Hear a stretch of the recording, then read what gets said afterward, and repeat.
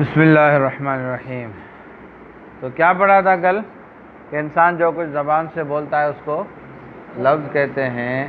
پھر لفظ کی دو قسمیں ہیں، با معنی بے معنی، با معنی موضوع، بے معنی مہمل۔ پھر لفظ موضوع کی دو قسمیں ہیں، مفرد مرکب۔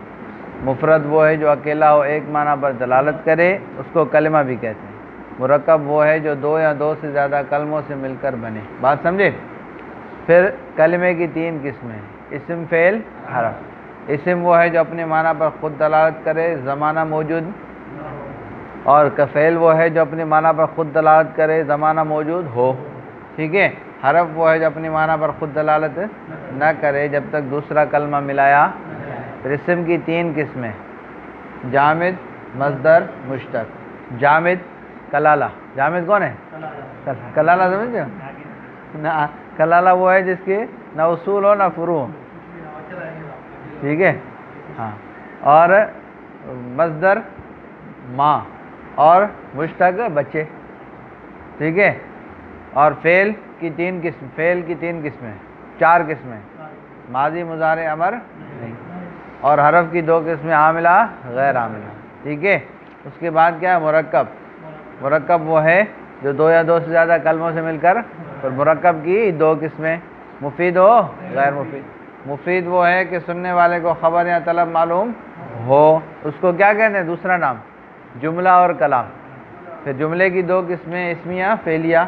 اسمیہ وہ جس کا پہلا نہیں، دو قسمیں، خبریہ، انشائیہ۔ خبریہ وہ ہے کہ جس کو سچا ہے جھوٹا کہہ سکیں، اور انشائیہ وہ ہے جس کو سچا ہے جھوٹا۔ اب خبریہ ہم نے کل پڑھ لیا، اب آج انشائیہ کی آگے تفصیل ہوگی۔ بات آئی سمجھ میں؟ پھر خبریہ کی دو قسمیں، اسمیہ، فعلیہ۔ اسمیہ وہ ہے جس کا پہلا جز اسم ہو، فعلیہ وہ ہے جس کا پہلا جز فعل ہو۔ بات آئی سمجھ؟ جملہ اسمیہ کے پہلے جز کو مبتدا، دوسرے کو خبر، اور جملہ فعلیہ کے پہلے جز کو فعل، دوسرے کو فاعل۔ سمجھ گئے شارٹ کٹ میں؟ ہاں، آگے جملہ انشائیہ کسے کہتے ہیں؟ اظہار نہ کہہ سکے، کیونکہ اس میں ایک نیا کام پیدا کرنے کو کہا جاتا ہے، یا نیا کام پیدا کیا جاتا ہے۔ انشاء کی معنی کیا ہے؟ پیدا کر۔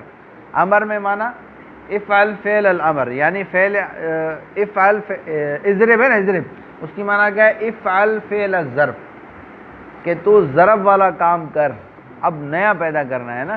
بات آ گئی سمجھ میں؟ تو جملہ انشائیہ وہ ہے کہ جس میں کہنے والے کو سچا ہے جھوٹا نہ کہہ سکیں۔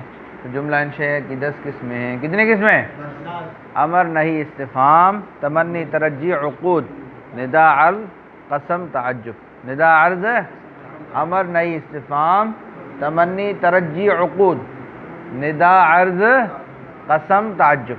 قسم، تعجب، یہ کتنی قسمیں ہو گئی؟ 10۔ امر کیا ہے؟ پڑھ چکے ہو تعریف، کہ جس میں کسی کام کا حکم کیا جائے، جیسے اضرب۔ نہیں وہ ہے جس میں کسی کام سے روکا جائے، جیسے لا تضرب، مت مار۔ استفہام وہ ہے جس میں کسی کام کا، کسی چیز کے بارے میں سوال کیا جائے، جیسے حل ضرب زید، کیا زید نے مارا۔ اور تمنی وہ ہے جس میں کسی چیز کی آرزو کی جائے۔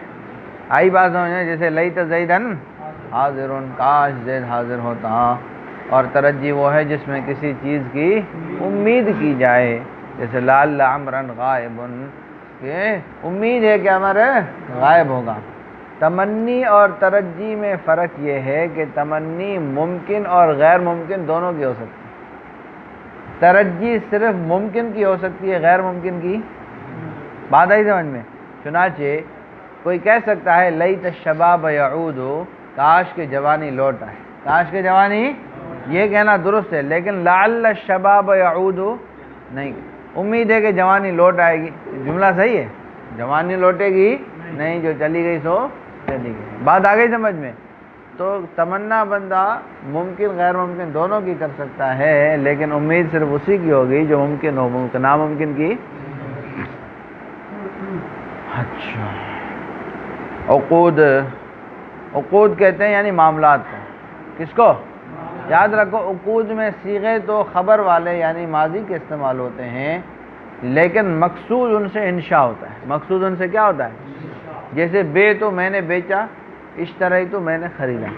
اب یہ صیغے تو ماضی کے ہیں، لیکن کیا ہے، استعمال انشاء کے لیے ہوتے ہیں کہ میں ابھی خرید رہا ہوں، میں ابھی بیچ رہا ہوں، لیکن ماضی چونکہ یقین کا فائدہ دیتا ہے، اس وجہ سے معاملات میں یا ایک صیغہ یا دونوں صیغے ماضی کے ہونا ضروری ہے۔ آئی بات سمجھ؟ اسی طرح نکاح کا معاملہ ہے، ٹھیک ہے، نکحت قبلت، یہ الفاظ ہونے ضروری ہیں، یا ایک مضارع کا ایک ماضی کا ہو۔ بہرحال آگے وہ ہدایہ میں آپ پڑھیں گے، آپ پڑھ چکے ہیں کما مر، جیسا کہ مر چکا، ٹھیک ہے، آپ بھی پڑھ چکے ہیں۔ بات آ گئی سمجھ میں؟ ندا، جیسے یا اللہ، ندا وہ ہے کہ جس کے ذریعے سے کسی کو پکارا جائے، وہ جملہ ہے جس میں کسی کو پکارا جائے۔ عرض عرض یعنی یہ ہے کہ کسی کو کسی بات پر ابھارا جائے، کسی کو کسی بات پر، الا تأتینی، الا تأتینی فأوتیک دینارا، تو میرے پاس کیوں نہیں آتا، پس میں تمہیں دینار دوں گا۔ کیا دوں گا؟ آئی بات سمجھ میں؟ نمبر 9 قسم، یعنی وہ جملہ جس کے ذریعے سے قسم اٹھائی، جیسے واللہ لاضربن زیدن۔ تعجب، جیسے جس میں کسی کی بات پر تعجب کیا جائے، جیسے ما احسنہ، وہ کتنا ہی حسین ہے، وہ کتنا ہی احسن بھی، اس کی بھی معنی وہی ہے، وہ کتنا ہی حسین ہے۔ بات آ گئی سمجھ میں؟ یہ 10 قسمیں ہیں، ٹھیک ہے، ان 10 قسموں کو یاد کرو، تکرار کرو، ٹھیک ہے، اور مجھے جن کی صیغے چیک نہیں ہوئے وہ کاپی دو، میں صیغے چیک کروں۔ بات آ گئی سمجھ؟ سمجھے؟ اور تم تکرار کرو جلدی سے، پھر آگے بڑھتے ہیں۔